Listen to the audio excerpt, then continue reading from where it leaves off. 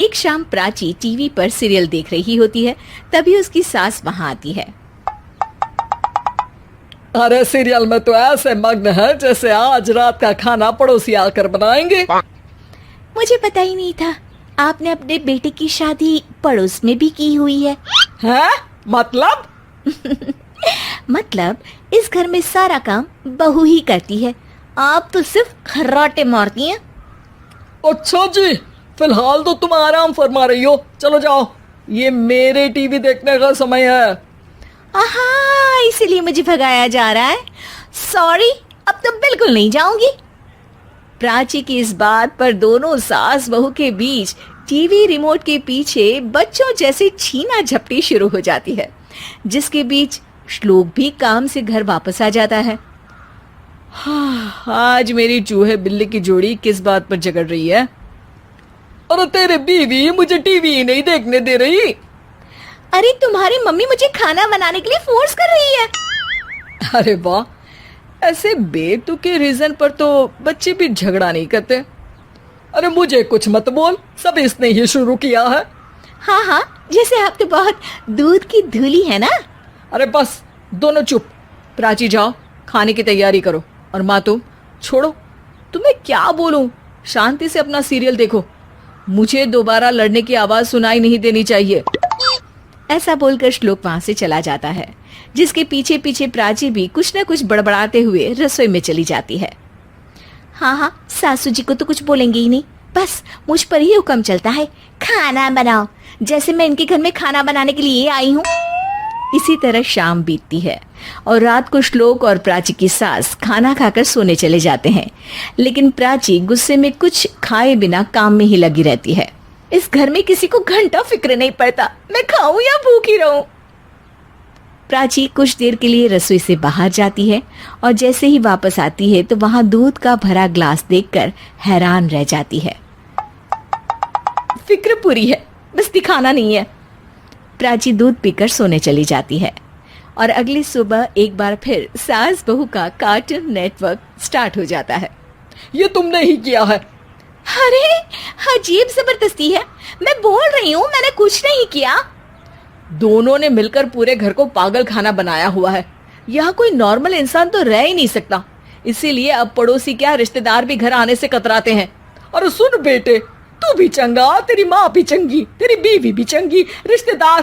हाँ जी, आपको नहीं पता क्या, गंगाधर ही शक्तिमान है, रिश्तेदार ही। हाँ हाँ, बस समझ गया। कभी जानवरों जैसे लड़ेंगी तो कभी जुगलबंदी करेंगी। भाई मैं आप दोनों के बीच में नहीं फंसना चाहता। सास बहू की इस मनमौजी जोड़ी से परेशान होकर श्लोक अपना सिर खुजलाता वहां से चला जाता है। चलो अब मैं भी कीर्तन में जा रही हूँ। इस पर जैसे ही सास कमरे में अपना पर्स लेने जाती है तो वहां नाश्ते की प्लेट रखी देख मुस्कुराने लगती है और नाश्ता करके घर से बाहर निकलते हुए कुछ पैसे टेबल पर रख जाती है, जिसके कुछ देर बाद सिलेंडर वाला घर आता है। ओ मोरी मैया, मैं सिलेंडर के बारे में तो बिल्कुल भूल ही गई थी। घर खर्च के सारे पैसे भी मम्मी के पास है और श्लोक से बोला तो उल्टा 4 बात सुनाएंगे। प्राची ये सोच ही रही होती है कि अचानक उसका चेहरा चमक उठता है और वो घर में आकर इधर उधर देखने लगती है। तभी उसकी नजर टेबल पर रखे पैसों पर पड़ती है, जिन्हें वो सिलेंडर वाले को दे देती है। ये सब श्लोक देख लेता है। अच्छा बेटे, इतना बड़ा घोटाला, सबके सामने मैं तेरी दुश्मन और पीठ पीछे तेरी मेरी यारी। इस पर श्लोक एक प्लान बनाता है और शाम को सब एक साथ बैठे होने पर बोलने लगता है। माँ, तुम दोनों की बहुत लड़ाई होती है, इसलिए मैं सोच रहा हूँ कि प्राची को उसके घर छोड़ाऊं, इससे वो भी खुश रहेगी और तुम भी। अचानक श्लोक की ये बात सुनकर सास बहू शौक से उसकी तरफ देखती हैं। अरे ऐसे कैसे घर छोड़ाओगे, मुझे कहीं नहीं जाना। अरे तुमने बोला नहीं पर मैंने सुन लिया, तुम्हें मम्मी के साथ रहना अच्छा नहीं लगता, मुझे पता है।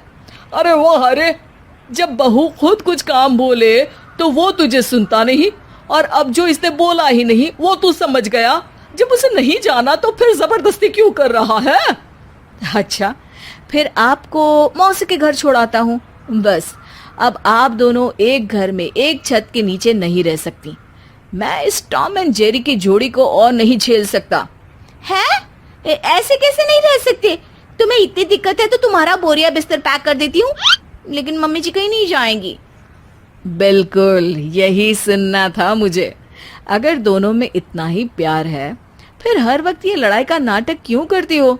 देखा मैंने कैसे माँ किचन में दूध रखती है और तुम उनके लिए कमरे में नाश्ता रखती हो, और कैसे वो पहले ही तुम्हारी दिक्कत समझकर घर में पैसे रखकर बाहर जाती है। अरे भाई, इतना ड्रामा तो डेली सोप में भी नहीं होता जितना तुम दोनों ने इस घर में फैलाया हुआ है। तू हमें टॉम एंड जेरी बोलता है ना, तो याद कर वो दोनों भी एक दूसरे को बाहर वालों की बुरी नजर से बचाने के लिए हमेशा सबके सामने लड़ते थे, लेकिन अकेले में दिक्कत के समय मदद भी तो करते थे। बस हमारा रिश्ता भी कुछ ऐसा ही है। और वैसे भी अगर सास बहू में तू मैं नहीं होती तो दुनिया वालों को कहानियां कैसे मिलेंगी?